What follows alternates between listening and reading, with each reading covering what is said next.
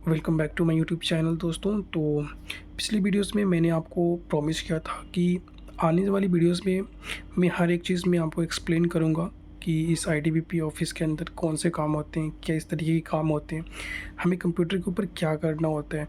जैसे कि पिछली वीडियोस में भी मैंने बताया था कि मैं यहाँ एस्टेट मैनेजर हूँ, एज कम अकाउंटेंट भी हूँ मैं। तो दोनों काम मैं ही संभालता हूँ।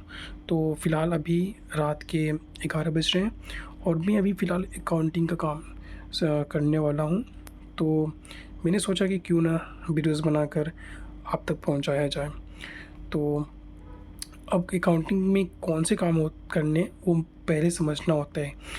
तो देखिए, मैं आपको पहले एक मोटा-मोटी में बता देता हूँ कि एक्चुअली हुआ क्या था। आज से 10 से 15 दिन पहले यहाँ पर बहुत तेज़ बारिश हुई थी, ये नोएडा के अंदर। तो बारिश की वजह से यहाँ की जितनी भी तारें थी वायर की, वो शॉर्ट सर्किट की वजह से वो सारी फूंक गई थी, जल गई थी, जिस कारण से कहीं की भी बाहर की लाइटें जल नहीं रही थी। तो हुआ और तो कल मार्केट से तकरीबन 1 लाख रुपए का जो इलेक्ट्रिक के जो सामान होते हैं कम, वो लेकर के आए दिल्ली मार्केट से। तो अब उसको हमें हिसाब करना है कंप्यूटर के ऊपर, क्योंकि यहाँ पर हर एक चीज़ का बिल दिखाना होता है, हर एक चीज़ का मेंटेन करना होता है। क्योंकि अब यहाँ पर बहुत बल्क में सामान आते हैं, या ऐसे नहीं कि हम दो बल्ब ला दिए या फिर एक दो बल्ब आ गया। यहाँ पेटी के पेटी बल्ब आते हैं और उसमें से हम एक एक पीस जैसे जैसे रिक्वायरमेंट होती जाती है उस तरीके से इलेक्ट्रीशियन को, प्लम्बर को सॉरी देते हैं। तो जैसे ही हम उनको देते हैं तो हमें एंट्री करनी होती है कि हमने इस डेट को इस टाइम पर इलेक्ट्रीशियन को बल्ब, सपोज़ दैट कि अगर हम उनको एक एलईडी बल्ब देते हैं तो हमें यहाँ पर लिखना होता है कि इस डेट को इस टाइम पर इलेक्ट्रीशियन को इस कारण एक एलईडी बल्ब उनको हमने दिया।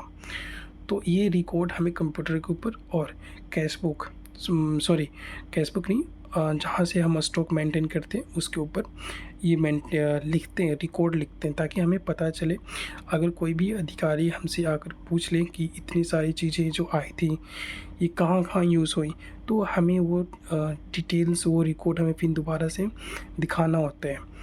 तो वही चीज़ मैं यहाँ पर एक डैशबोर्ड में बनाने जा रहा हूँ। वो डैशबोर्ड बेसिकली मैं थोड़ा गूगल से हेल्प लूँगा, चैट जीपीटी से हेल्प लूँगा उसको बनाने में, और एक एक्सेल शीट पे मैं बनाऊँगा और वो एक फ्रेश वो मेरा एक्सेल शीट होगा। तो बेसिकली वो तो मैं आपको अभी फ़िलहाल दिखा नहीं सकता, क्योंकि उसमें अब क्या होता है कि उसमें यहाँ पर जेन्युइन काम होता है, तो थोड़ी टाइम लगता है उसको दिखाने में। तो उसको मुझे लगता है कि 1 घंटे 1.5 घंटे के आसपास का समय लग जाता है, क्योंकि मैं बहुत ही जो भी मैं काम करता हूँ तो सोचता हूँ कि वो अच्छा से हो। तो फिर उसमें मैं चैट जीपीटी से थोड़ा वो हेल्प लूँगा, फिर अपना खुद से आइडियाज़ लूँगा, फिर गूगल से हेल्प लूँगा, यूट्यूब पे इधर उधर की वीडियोस में देखूँ, तब जा कर के कोई एक फ़ाइनल डैशबोर्ड मेरा क्रिएट होगा।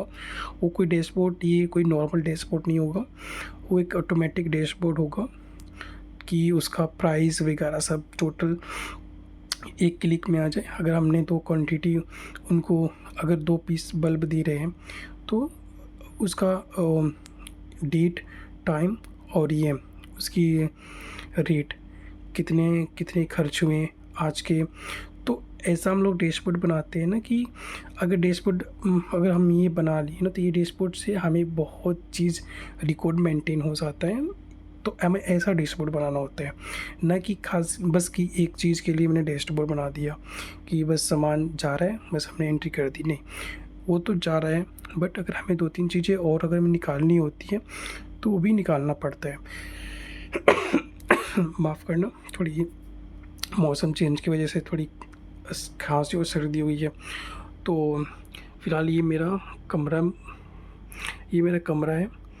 तो और मैं यहाँ मैं सोता हूँ, और ये मुझे बिल्कुल फ्री में मिला है। यहाँ पे कोई मुझसे चार्ज नहीं लिया जाता। और ये जो आपके सामने ये जो सामान पड़ा है, ये एक अफ़सर का है, ये एक आईजी रैंक के ऑफिसर है, उनका नाम है मिस्टर संजीव रैना। वो आईटीबीपी में एक आईजी रैंक के हैं, बहुत ही बड़े। अभी फ़िलहाल वो दिल्ली में पोस्टेड हैं। तो उनका वो सामान वो रखा हुआ है। तो इसकी ज़िम्मेदारी मेरी है क्योंकि यहाँ के मैनेजर हूँ मैं। तो जो भी सामान बाहर से किसी अधिकारी का आता है तो फिर मेरी ज़िम्मा होता है कि उनके फ्लैट तक मैं कैसे भी करके पहुँचाऊँ। तो इसको मैं कल जो सर्वेंट आते हैं, जो सफाई कर्मी आते हैं उनके थ्रू मैं उनके फ्लैट के अंदर पहुँचवाऊँगा। बाकी और ये मेरा अलमीरा, यहाँ पर आपका बाथरूम, टॉयलेट दोनों ही अटैच्ड हैं इसमें। और मेरे लिए ये फ्रिज, यहाँ पर वो बड़ी सी फ्रिज है, एलजी कंपनी की है, बहुत ही अच्छी चलती है। और ये मेरा थोड़े बहुत जो मैं कोई भी चीज़ें मैं लिखता हूँ या फिर जो भी चीज़ें मुझे करनी होती है, कल क्या करनी होती है, सब चीज़ें यहाँ पर मेरी होती है। और ये मेरा लैपटॉप जहाँ पर मैं डैशबोर्ड क्रिएट करूँगा। बेसिकली ये मेरा पर्सनल लैपटॉप है। तो करता क्या हूँ कि अपने पर्सनल लैपटॉप पर मैं डैशबोर्ड क्रिएट करता हूँ और इसकी फ़ाइल ऑफिस के कंप्यूटर के ऊपर ईमेल कर देता हूँ। तो फिर वहाँ पर अपने फोल्डर के अंदर सेव कर देते हैं। और बाकी इस वीडियो पे मैं इतना ही रखूँगा क्योंकि बस मैं आपको एक इन्फॉर्मेशन देना चाहता था कि इस टॉपिक के ऊपर मैं एक डैशबोर्ड क्रिएट करने वाला हूँ। और जब नेक्स्ट वीडियो में डैशबोर्ड के ऊपर मैं आपको दिखा दूँगा कि एक्चुअल में मेरा डैशबोर्ड किस तरीके से बना है और क्या क्या चीज़ें मैंने उसमें ऐड करी हैं, किस तरीके से मेंटेन होता है। और ऐसा नहीं होता कि वो मैं बहुत ज़्यादा एक्सपर्ट हूँ, बस अपना थोड़ा सा दिमाग लगाना होता है। क्योंकि आप जैसे फील्ड में आते हो ना तो आपको एक्सपीरियंस आने लगती है कि हमें क्या चीज़ें ऐड करनी है, क्या चीज़ें ऐड नहीं करनी है, कौन सी चीज़ें फालतू की होती हैं। तो वो चीज़ें आपको पहले से आनी होती हैं, तो एक्सपीरियंस से हो जाता है। तो फ़िलहाल टाइम यहाँ पर टाइम 11 बज रहे हैं, 11:08। तो फिर मुझे भी ज़्यादा लेट नहीं करते, थोड़ा मैं डैशबोर्ड आधे 40 मिनट के लिए मैं थोड़ा काम करूँगा, उसके बाद आराम करूँगा। हो सके तो ये कल मेरा टास्क कंप्लीट कल होगा। बट क्योंकि आज से ही मेंटेन करना है, आज ही की डेट से, तो कल अगर रेडी होते हैं तो फिर एंट्री आज की डेट से बनेंगी। तो आज है 29 सितंबर है, 29 सितंबर। तो कल 30 हो जाती हैं, बट 30 को तो मेरा कंप्लीट होगा, बट 29 से ही स्टार्ट हो गई है क्योंकि आज मैंने इलेक्ट्रीशियन को तकरीबन 12 एलईडी लाइट्स दी हैं लगाने को। तो उसका रिकॉर्ड मुझे यहाँ पर डालना होगा कैसे भी करके।